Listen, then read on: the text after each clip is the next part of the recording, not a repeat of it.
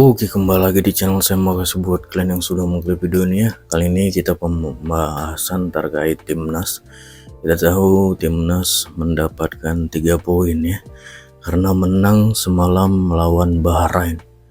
Wah, di balik kemenangan itu rupanya anak-anak abah pada sewot. Ada yang bilang lah timnas menang karena nggak didatangin Pak Jokowi. Padahal ada yang menunjukkan kalau Pak Jokowi ikut hadir juga menonton ya. Pokoknya dibalik timnas menang itu dibaluti komentar anak-anak abah yang lucu ya. Kita lihat ya kali ini untuk membahasnya. Sebelum kita ke video, bantu subscribe dulu channel saya, belum subscribe. Tidak tunggu lama, kita ke video langsung. Let's go. Banyak teman-teman netizen ya yang memancing-mancing Opung Parbelak untuk bicara tentang sepak bola. Iya. Pung, komentari dulu persepak bolaan di Indonesia. Asik. Aku jujur aja aku bilang, ya kan, mau ketawa tapi takut dosa. Iya. Emang ada potongan komentator sepak bola? Iya. Kecuali kalau kalian tengok aku pakai baju jersey Barcelona. Iya. Celananya celana Real Madrid. Iya. Pakai topi Ferrari.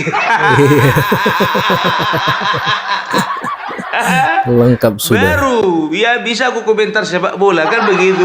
Iya. Udah kayak ojol. Ojol kan kadang-kadang kayak gitu ya kan. Jaketnya Maxim, helmnya Grab. Iya campur deh.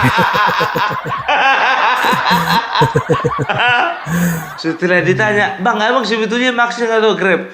Dua-duanya pakai 2 aplikasi aku. Iya.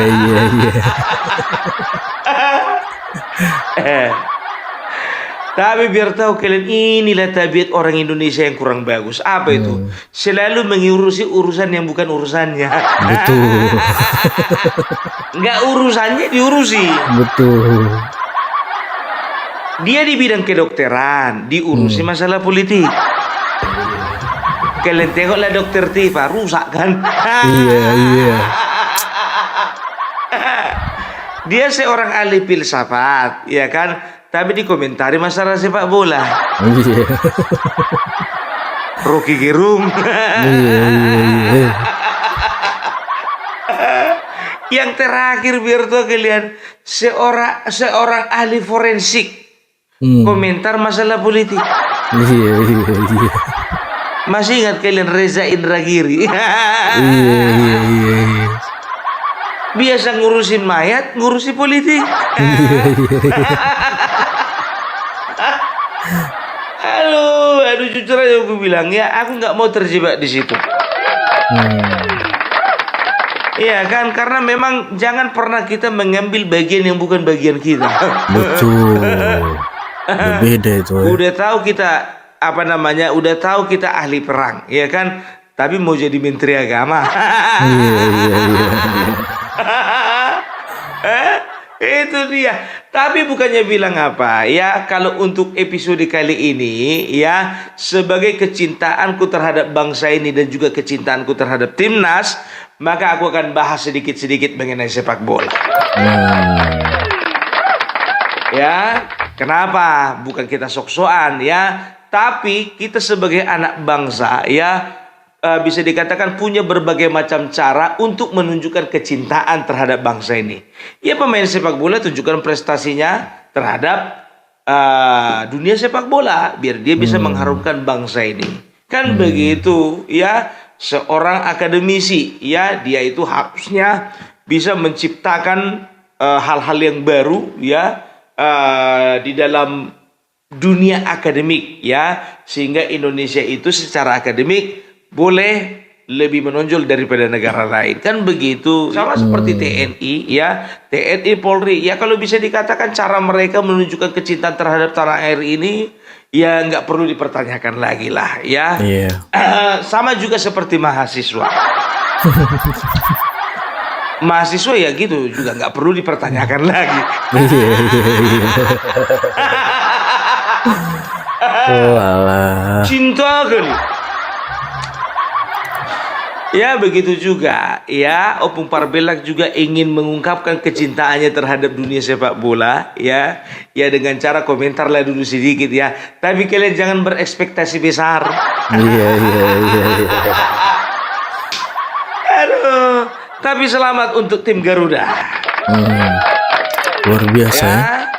Jadi Punya striker alhamdulillah ganas puji kita sekarang. Tuhan ya, kemarin pertandingan melawan Bahrain ya, aku nonton sebentar ya, kalau nggak salah itu sampai menit ke berapa ya, menit ke babak pertama aja, babak pertama 5 menit sebelum berakhir babak pertama aku pulang. Tadinya aku nongkrong di kafe, tapi Hmm. aku pulang ya karena udah ngantuk kali kurasa. Iya, iya, iya. Karena memang sebetulnya habitatku bukan di situ. Hmm. Cuman diajak kawan ya kan, ayo nonton bola, katanya ayo, aku bilang begitu. Iya, iya.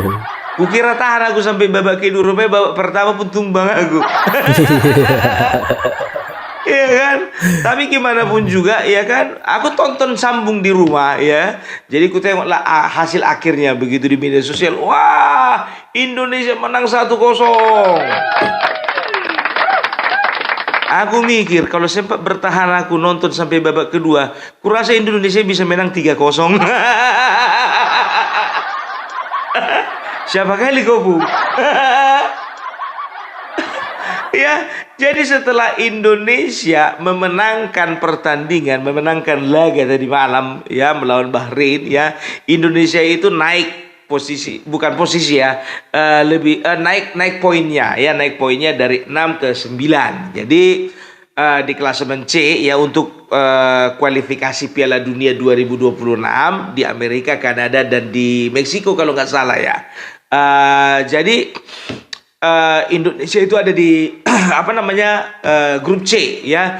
Jadi di grup C itu untuk apa namanya, peringkat pertama itu yang sudah lolos ke apa Piala Dunia itu Jepang ya dengan 20 poin. Nomor 2 itu Australia. Australia itu 13 poin ya. Setelah itu Arab Saudi itu 10 poin ya. Indonesia 9 poin. Setelah itu ada China itu 6 poin dan juga Bahrain 6 poin ya. Jadi kapan Indonesia bisa lolos ke Piala Dunia? Kalau Indonesia di grup C ini ya bisa berdampingan ya dengan Jepang untuk menuju ke Piala Dunia ya. Kita doakan saja supaya Indonesia ya bisa menang di dua pertandingan berikutnya ya. Yang pertama nanti selanjutnya melawan Jepang ya. Kalau nggak salah tanggal 5 Juni melawan China itu tanggal 10 Juni ya, atau kebalikannya ya. Jadi kita doakan saja ya, supaya timnas kita bisa mendapatkan peringkat kedua di grup C. Aku udah tahu kalau udah ngomongin masalah bola, penonton Opung Parbelak udah banyak yang lari nih. Tapi nggak apa-apa lah, ya ini adalah resiko profesi. Ya aku hanya ingin mengekspresikan aja dan juga ingin menjawab pertanyaan teman-teman. Kan begitu, kalau masih bisa diakomodir, akomodir. Bicara tentang hukum, ayo. Tentang politik, ayo. Tentang budaya, ayo. Tentang sepak bola, ayo. Kan begitu ya. Jadi kalau untuk informasinya ya cuman cukup itu aja lah. Sekian dan terima kasih.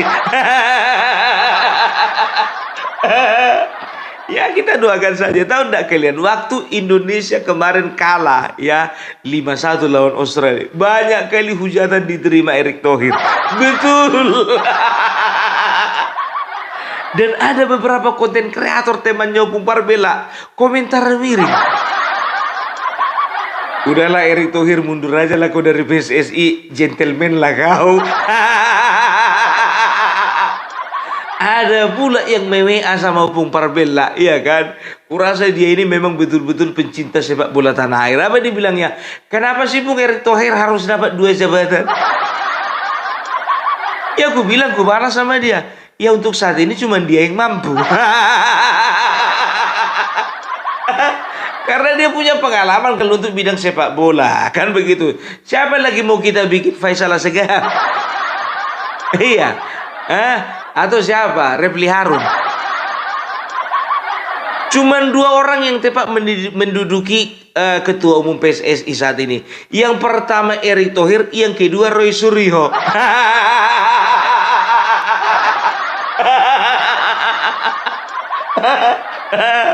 Cuman masalahnya Erick Thohir membawa kepada peningkatan, Roy Suryo membawa kepada kehancuran. Ya, dia punya pengalaman, wah. Dia kan mantan Menpora. Ya, walaupun dia kemarin bergelut dengan dunia panci, tapi dia punya pengalaman di bidang olahraga. Pengalaman, Bung, tapi pengalaman buruk.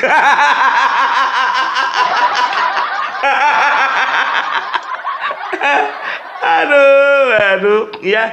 Tapi memang banyak juga yang menyayangkan. Karena apa ya? Waktu Indonesia kalah dari Australia, mulailah disalahkan Erick Thohir, mulailah disalahkan pemecatannya Sintayong, ya, mulailah disalahkan terlalu banyak naturalisasi, mulailah disalahkan, ya kan, mengenai formasi, semua disalahkan, semua. Ya kan, biar tahu kalian, komentator dari kalangan netizen itu lebih kejam daripada komentator yang ada di lapangan. Mengerikan. Jadi kayak Coach Justin, ya kan. Setelah itu siapa lagi itu? Effendi Gonzalez. Siapa namanya itu? Lupa aku si Effendi. Effendi itu juga bicara masalah politik, tapi bicara masalah bola juga. Kalah itu, biar kalian kalah. Nggak ada apa-apa ya dibandingkan komentar netizen itu. Ya, apa dibilang waktu kalah itu ya, seandainya Sintayong masih menjadi pelatih Indonesia. Ya memang bukannya bilang apa, memang sudah banyak yang dilakukan beliau, kan begitu ya. Mulailah juga, ya kan, banyak berita-berita, ya. Inilah resiko kalau mengambil seorang pelatih yang tidak punya kemampuan. Dibilang Patrick Kluivert itu tidak punya kemampuan. Yang komentar itu lah dulu tanding bola dulu. Coba dulu laga penalti sama si Patrick. Jadi kadang-kadang begitu memang kita ini, ya. Tapi bukannya bilang apa, ini positif. Ya, justru ini yang memacu timnas Indonesia itu untuk bergerak lebih maju lagi, ya. Makanya kalau bisa, ya, di Indonesia ini muncul generasi toel yang baru. Dan muncul generasi gerung yang baru. Ya, supaya apa? Supaya ini menimbulkan memacu semangat daripada timnas, kan begitu. Kita harus buktikan namanya toel, bahwasanya kita bisa maju memenangkan pertandingan ini, kan begitu. Jadi sebetulnya di Indonesia ini masih terlalu kurang kritikus sepak bola. Makanya karena kurangnya kritikus sepak bola, makanya job itu diambil Rocky Gerung. Kalau si Toel ini, ya, ini kan basicnya jurnalis, ya, jurnalis olahraga, ya, dan dia juga kalau nggak salah sempat dia menjadi pengurus di PSSI. Wajar dia kalau komentar masalah sepak bola. Cuman masalahnya komentarnya ini bukan komentar yang konstruktif, cenderung destruktif. Waktu kemarin Indonesia lawan Vietnam 2024, waktu Indonesia menang, dingin aja dia, nggak menunjukkan, dia kan biasa, gitu kan, ini diam aja dia. Sekarang aku mikir gitu, kawan ini kawan ini siapa yang bayar sebetulnya? Aku nggak suka kali timnas menang, kan begitu. Ya itu dia. Tapi gimana pun juga, ya memang Indonesia ini memang harus begitu, harus dikritik baru maju. Itu dia. Tapi jangan sampai main bakar-bakaran juga. Kayak yang dilakukan mahasiswa itu, ya. Mahasiswa, kalian tengok dulu timnas ini.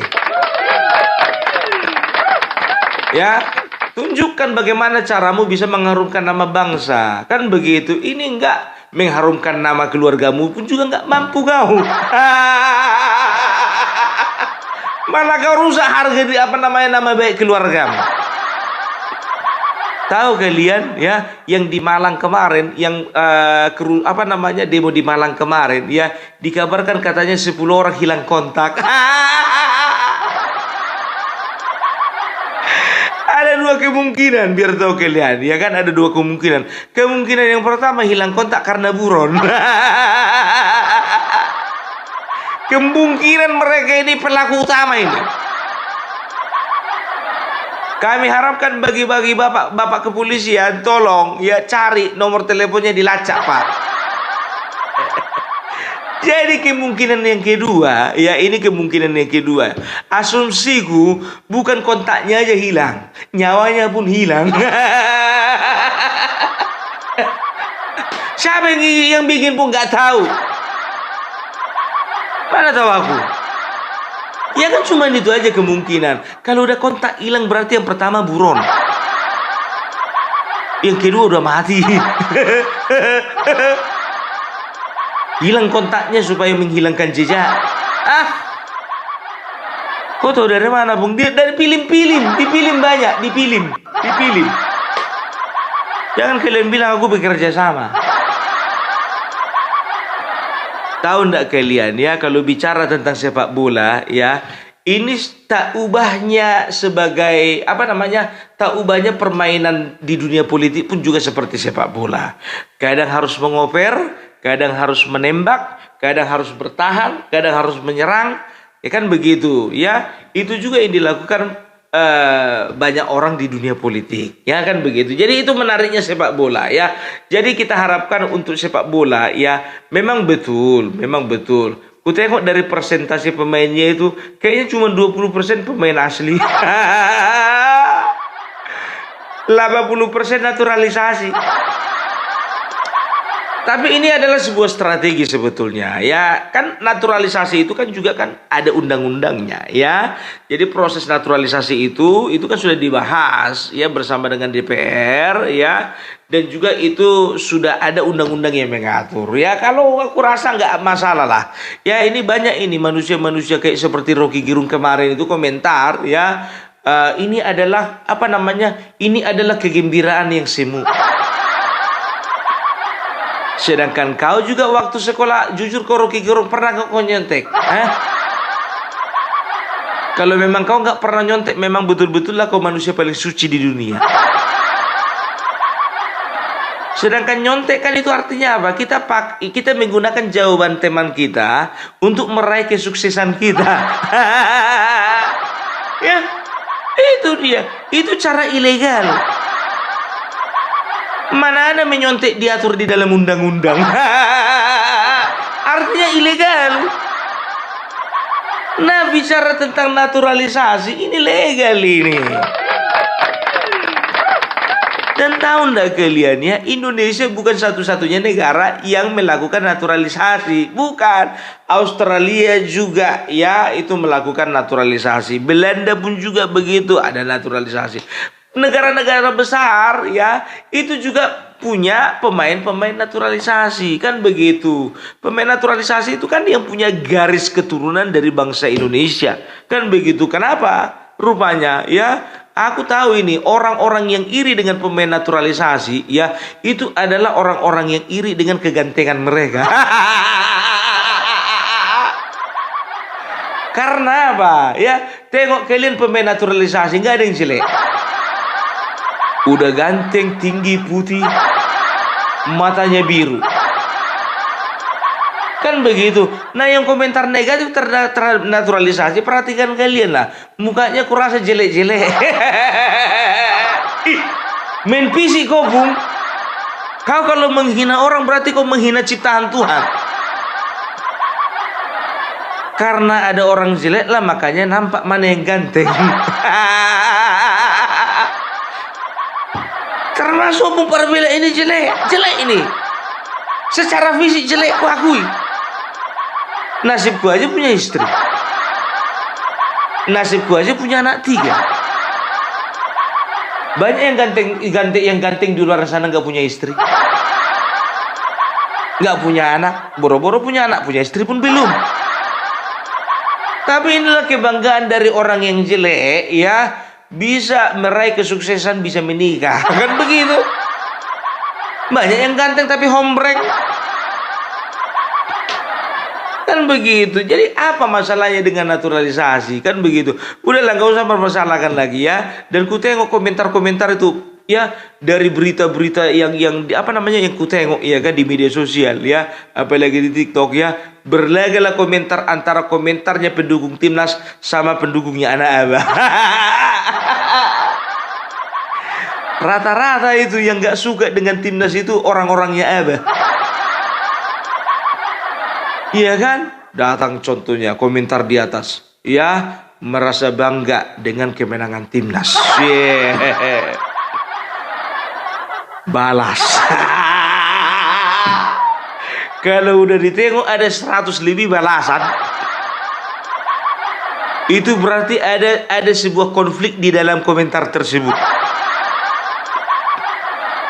Apa dibilang? Untuk apa menang kalau mengandalkan pemain dari negara lain? Komentarlah kawan dari yang bikin komentar tadi.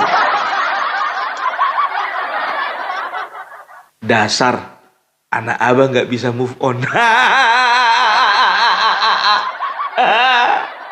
Komentar lagi di bawah, temannya anak abah.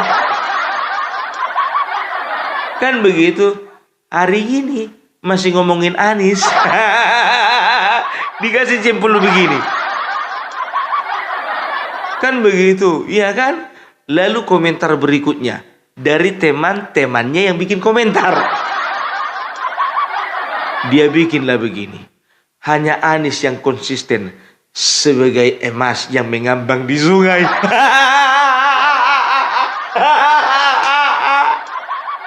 Gak pernah ku tengok emas mengambang. Kalau emas di sungai itu tenggelam. Emas apa yang mengambang di sungai? Kalau warnanya menyerupai keemas-emasan, iya, mengambang. Dan itu kurasa bukan emas itu, kekuning-kuningan rada coklat. Memang kalau netizen ini kalau sudah komentar, jujur aja lo ku bilang, setan pun minder. Sedangkan sesama setan nggak mau ngejek. Kan begitu. Makanya aku bilang, ya hati-hati dalam berkomentar. Konsisten sebagai emas yang mengambang di sungai. Komentar kalian dulu, ya kasih dulu ke aku pandangan, pencerahan. Apa yang dimaksud emas yang mengambang itu?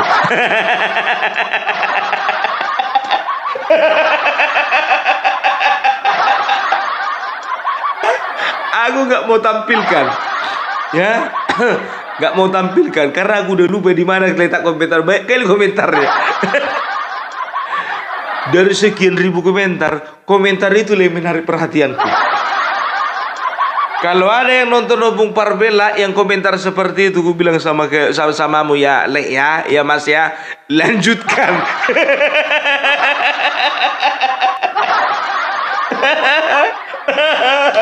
Aduh, luar biasa, Pak. Tepuk tangan dulu untuk teman-teman netizen. Kan begitu ya. Jadi itulah sedikit dulu pandanganku tentang sepak bola di Indonesia. Bukan cuma sedikit yang tadi itu kusampaikan, sangat sedikit.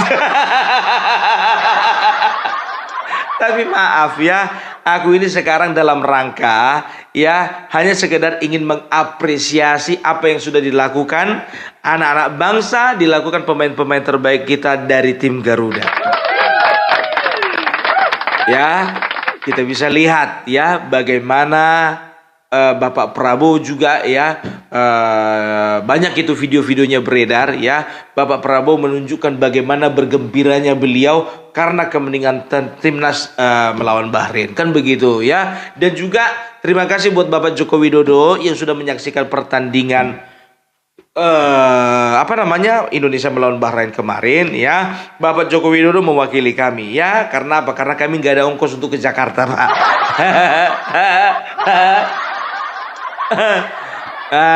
Jadi biar tahu kalian, kalau untuk pembenci Jokowi ya kan, ini sebetulnya menjadi pertaruhan yang besar untuk Bapak Jokowi. Untung aja Bahrain menang. Kalau sempat kalah, apalah dibilang orang itu, udah datang Mulyono makanya kalah.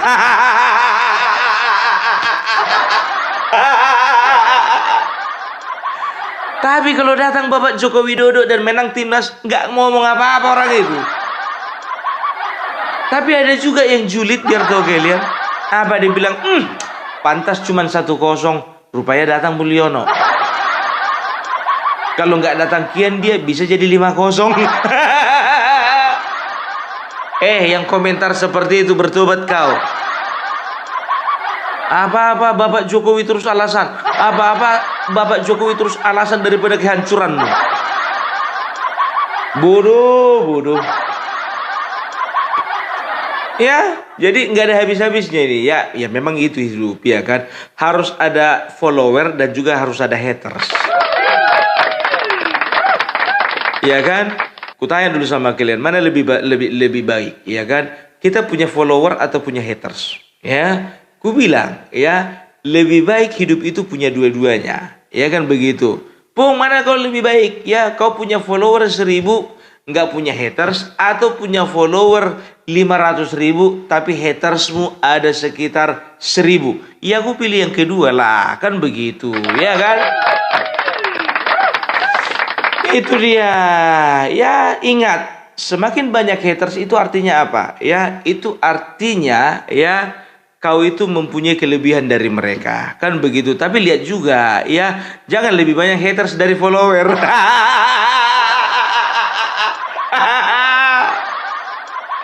Nggak usah perlu kusebutkan siapa-siapa orangnya. Iya kan, yang kemarin itulah udah tahu lah kalian yang sosok mengaku ahli tata negara, ahli filsafat. Kan lebih banyak hatersnya daripada followernya. Yang ku bilang tadi followers itu 500.000, hatersnya 1000. Jangan kebalik, followernya 1000, hatersnya 500.000. Itu dia. Ya, itu artinya SDM rendah, IQ jongkok. Berani kali kau bilang IQ jongkok Rocky Gerung. Ya, kalau aku mau bilang kalau bagiku itu standarnya IQ-nya jongkok. Standarku. Kan begitu. Itu standarku. Karena bagiku ya, seseorang yang tidak optimis terhadap kemajuan bangsanya, itu IQ-nya sudah jongkok. Bukan cuma jongkok, tiarap. Nggak ada habis-habisnya kita, Bung. Ya udahlah kalau kayak gitu ya, aku sudahi dulu perjumpaan kita pagi hari ini. Oke, salam Parbelak, salam NKRI harga mati. Oke, itu dia video gimana menurut kalian, dan sampai bertemu di video saya selanjutnya. Bye.